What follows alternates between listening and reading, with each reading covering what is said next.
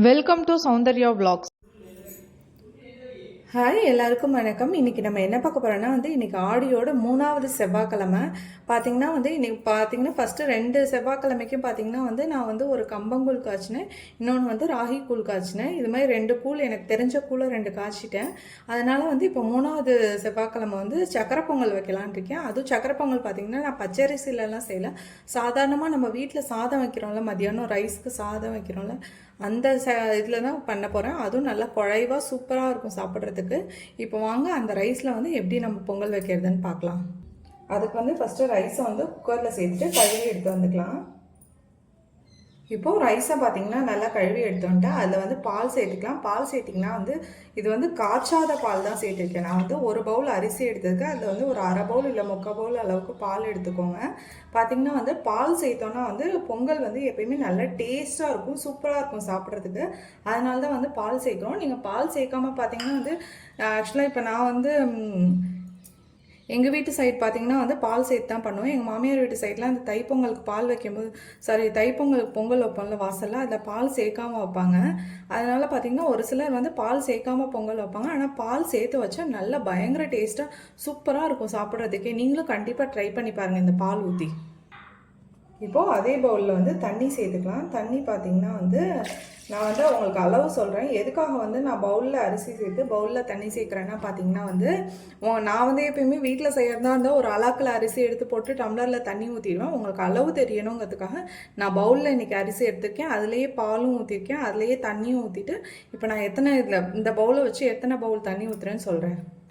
இப்போது தண்ணி பார்த்திங்கன்னா நான் இந்த பவுலை வச்சு 4.5 பவுல் தண்ணி சேர்த்துருக்கேன். எதுக்காக 4.5 பவுல் தண்ணி சேர்த்துருக்கேன்னா பார்த்திங்கன்னா 4 பவுல் தண்ணியும் அரை பவுல் பால் சேர்த்தோம்ல, அதோட இன்னும் அரை பவுல் தண்ணி சேர்த்துருக்கேன். அதனால் மொத்தம் 5 ஊற்றுவோம். அப்போ தான் நல்லா குலைவாக பொங்கல் வருங்கிறதுனால நான் அவ்வளோ ஊற்றிருக்கேன். இப்போ குக்கரில் ஸ்டவ்வில் வச்சிடலாம். இப்போது ஸ்டவ்வை ஆன் பண்ணி குக்கர் எடுத்து வச்சுக்கலாம். ஆல்ரெடி பார்த்திங்கன்னா நான் நிறையா இதில் பொங்கல் இந்த மாதிரி சக்கரை பொங்கல் செய்கிறது போட்டிருக்கேன். நான் அப்பப்போ எனக்கு தோணும்போது போடுவேன். ஏன்னா ஒரு சிலர் முன்னாடி போட்ட வீடியோ பார்ப்பாங்க, ஒரு சிலர் பார்த்துருக்க மாட்டாங்க.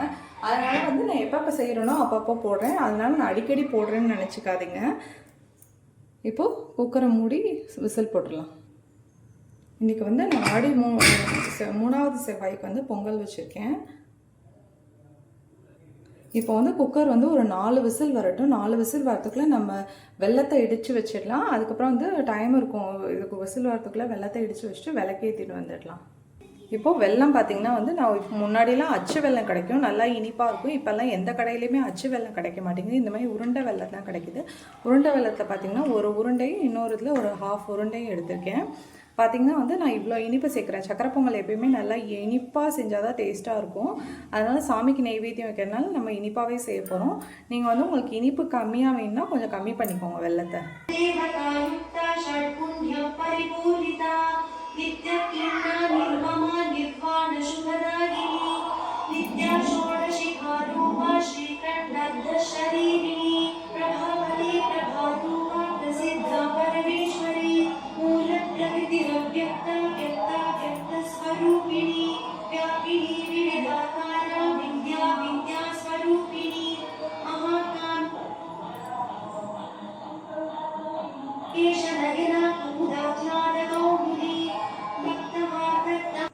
குக்கர் பார்த்திங்கன்னா இப்போ ஏர் 3-4 விசில் போயிட்டு ஏர் விட்டுருச்சு.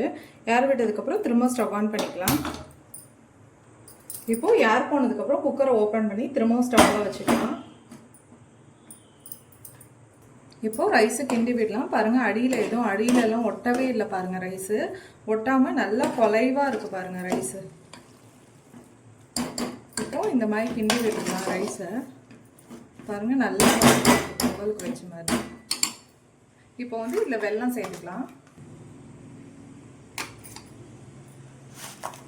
நான் இடிச்சு வச்ச வெல்லம் எல்லாத்தையும் சேர்த்துக்கிறேன்.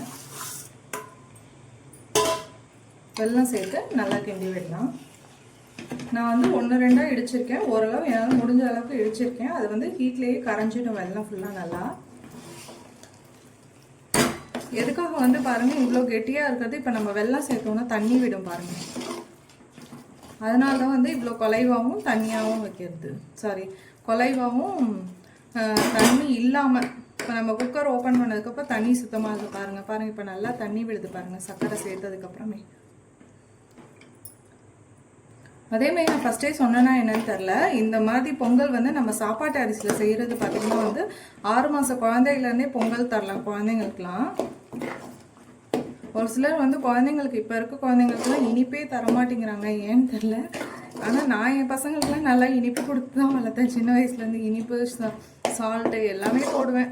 நாங்கள் சாப்பிட்ற மாதிரி தான் குழந்தைங்களுக்கு கொடுப்பேன்.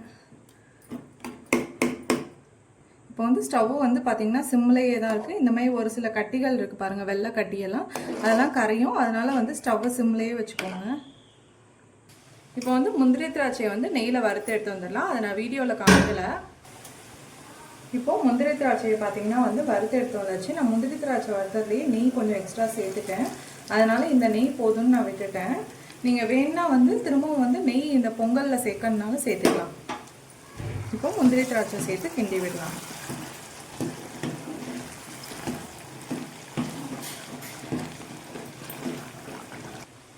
இப்போ முந்திரி திராட்சை சேர்த்ததுக்கப்புறம் இதை தட்டி வச்ச ஏலக்காய் பவுடர் சேர்த்துக்கலாம். ஏலக்காய் பவுடர் சேர்த்து கிண்டி விடலாம்.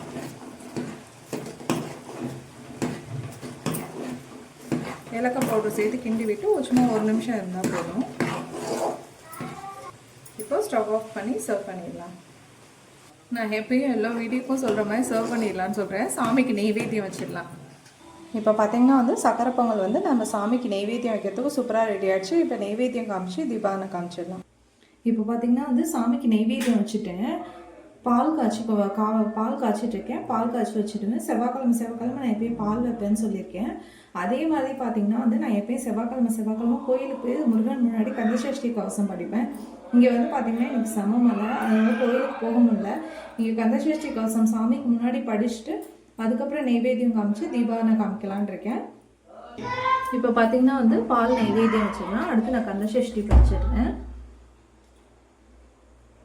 இப்போது சாமிக்கு நெய்வேத்தியம் காமிச்சிடலாம். ஒரு பிளேட்டில் வச்சு 2 பாலும் பொங்கலும் வச்சுருக்கனால ஒரே இதில் வச்சு காமிச்சிடலாம்.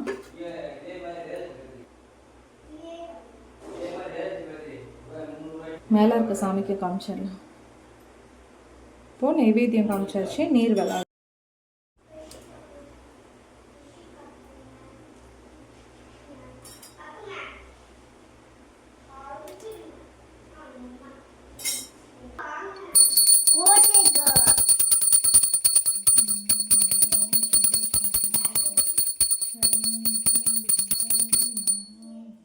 இப்போ வந்து பார்த்திங்கன்னா வந்து ஆடியோட 3வது செவ்வாய்க்கிழமை வந்து நான் வந்து சக்கரை பொங்கல் வச்சு சாமி கும்பிட்டு முடிச்சிட்டேன். உங்கள் வீட்டிலே நீங்கள் என்ன பண்ணியிருக்காங்கன்னு எனக்கு கமெண்ட் பண்ணுங்கள். நான் எப்படி பண்ணியிருக்கேன்னு சொல்லுங்கள்.